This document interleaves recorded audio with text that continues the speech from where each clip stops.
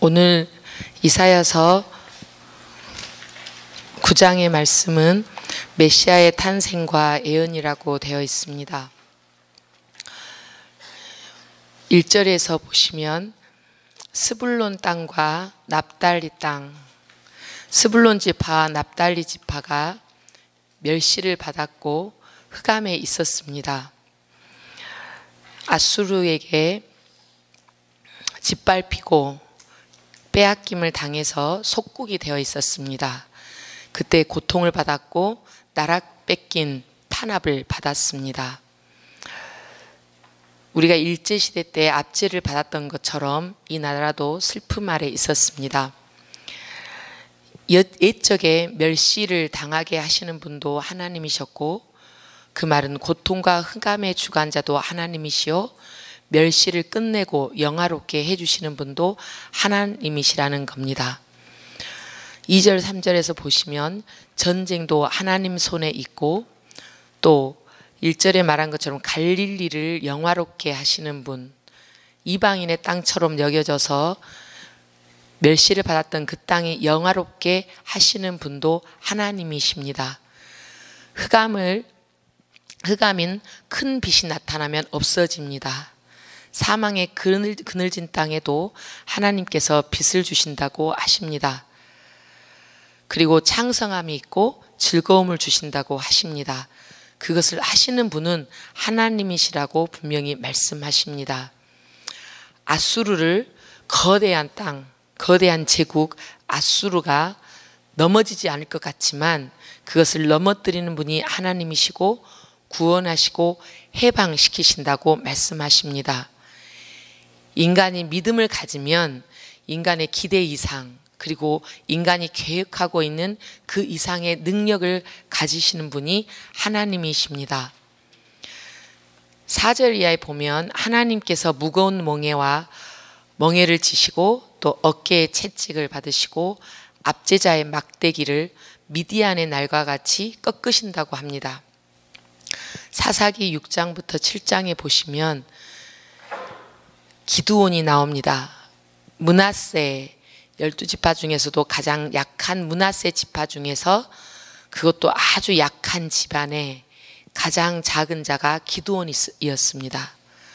그러나 하나님께서 이스라엘을 위해서 기드온을 택하시니까 300용사만 데리고 메뚜기같이 많았던 미디안을 치게 하십니다.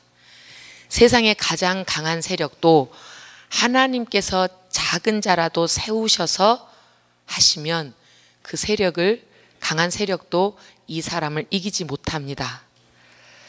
약한 나를 강하게 하시는, 그리고 약한 사람을 하나님께서 선택하시면 강하게 만드시는 하나님인 줄 여기서 보여주십니다. 메시아 6절 7절에 한 아이가 우리에게 낳고 하나님께서 이 한 아이를 주셨다라고 하십니다.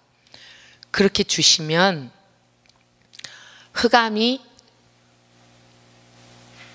큰 빛이 생기고 창성하게 되고 즐거움이 있고 주께서 큰 세력도 미디안의 날과 같이 꺾으십니다. 기묘자이시고 모사이시고 그러면 전능하신 하나님이시고 영원하신 아버지입니다. 그 누구도 따라갈 수 없는 지략을 가지고 계시고 지혜자이십니다.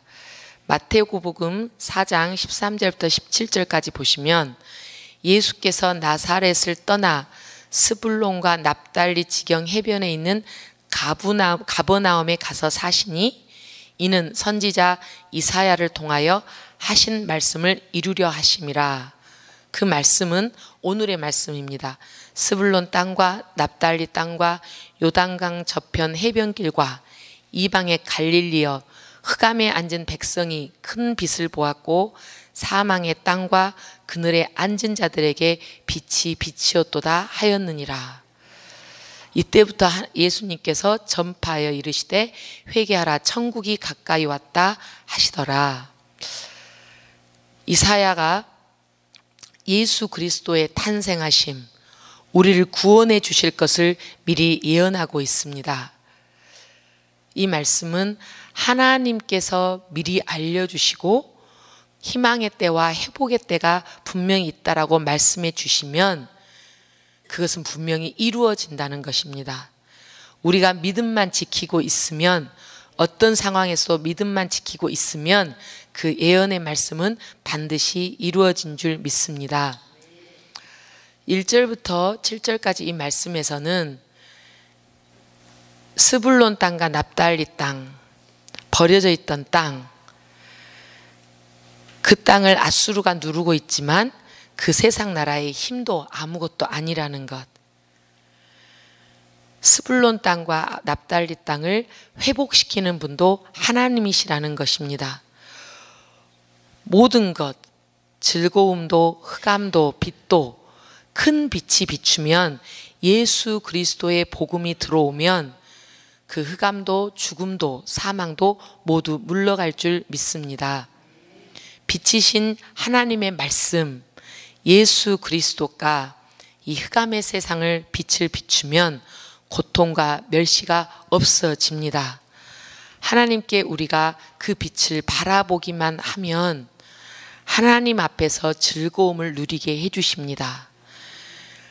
힘들어도 씨앗을 심고 인내하면서 기다리는 농부, 전쟁의 긴장과 두려움을 이기고 승리를 이끌어서 탈취물을 나누는 그 용사, 인내하는 그 뒤에 하나님께서 승리를 주십니다.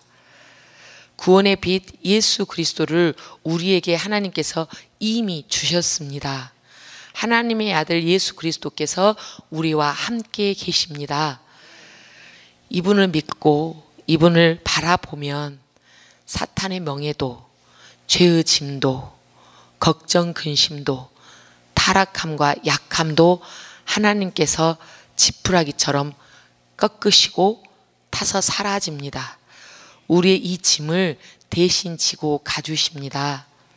우리는 다만 예수 그리스도의 큰 빛, 구원의 빛을 끊임없이 바라보면 인생의 역전이 이루어집니다. 믿고 따르면 그 빛이 우리의 빛입니다. 그러면 다윗의 왕자처럼 7절 말씀에 다윗의 왕자, 그 나라에 군림하게 되시고 그리고 굳게 세워주시고 정의와 공의를 보존해 주십니다. 우리가 그 빛을 따라가다 보면 내 안에 하나님 나라가 굳게 세워집니다. 우리 가정 안에 하나님의 나라가 있습니다. 우리 교회 안에 하나님 나라와 그리고 정의와 공의가 보존됩니다. 누가 세우십니까? 예수 그리스도가 세우십니다. 우리를 다스리는 분은 예수 그리스도인 줄 믿습니다. 인간의 노력, 세상은 인간의 공적과 성과가 변화를 이룬다고 말합니다. 그러나 우리가 믿는 것은 우리가 구원받은 바는 우리의 자격도 아니요 우리의 공적도 아닙니다. 만군의 여호와께서 이루신다. 만군의 여호와께서 말씀하신 바를 분명히 그 열심을 다하여서 이루어 주십니다. 우리가 바라볼 분은 하나님이심을 굳건히 믿고 나아가시기를 바랍니다. 8절에서 다시 이제는 이스라엘에게 말씀하십니다. 야곱의 이름이 이스라엘로 바뀌었지요. 이스라엘에게, 믿음의 자손 이스라엘에게 말씀하십니다. 교만하고 완악한 마음으로 말하기를 벽돌이 무너지면 우리는 다듬은 돌로 쌓을 것이고 뽕나무들이 찍혔으면 백향목으로 우리가 대신하면 된다. 하나님이 아무리 경고하고 말씀하여도 이스라엘의 이 마음에는 이미 내가, 저것이 없으면 내가 이것으로 만들 수 있다. 내가 할 수 있다라고 교만이 가득 차 있습니다. 바벨탑에서 높이 쌓자 벽돌이 나오죠. 그 벽돌을 쌓아서 내 이름, 내 명예를 높이자. 믿음 없는 말, 하나님의 자리 안에 나를 쌓자. 이렇게 하면 하나님께서 뭐라고 하시냐면 대적들과 온수들을 격동을 시켜서 앞뒤를 막고 블레셋처럼 힘센 적, 너의 친구였던 아람 사람들까지도 하나님께서 동원하여서 너희를 삼키게 할 것이다.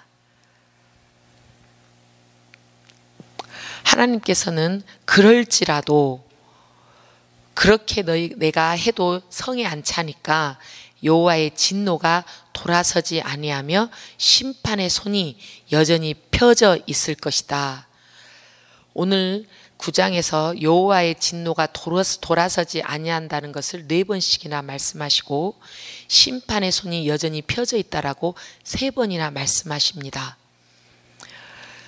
교만하고 도대체 겸손을 찾아볼 수 없고 하나님께 무례하고 하나님을 찾지도 않고 살아가는 이스라엘 백성아, 너희에게 재앙을 내려도 그것이 너희의 심판에 족하지 않다. 그렇게 해도 회개하지 않고 돌아오지 않기 때문에 또 다른 심판을 하십니다. 하루 사이에 이스라엘 백성에게 말씀을 하십니다. 하루 사이에 이스라엘 머리가 되는 장로나 종기한 자. 15절에 보시면 이스라엘의 머리가 되는 장로나 종기한 자, 또 꼬리가 되는 거짓말 가르치는 선지자,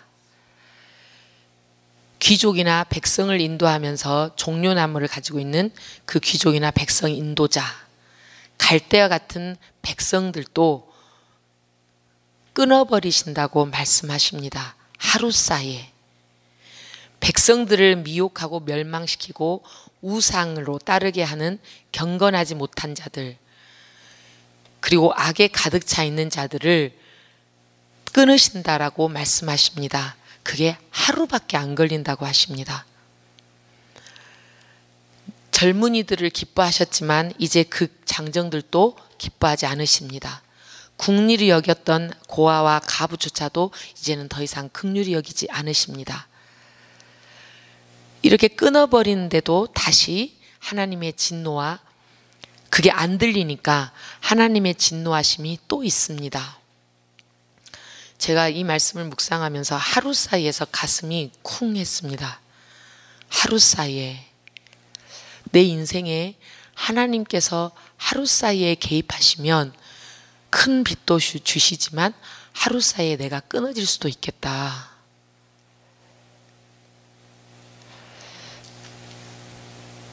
하루 사이에 하나님께서 하신다고 경고하십니다.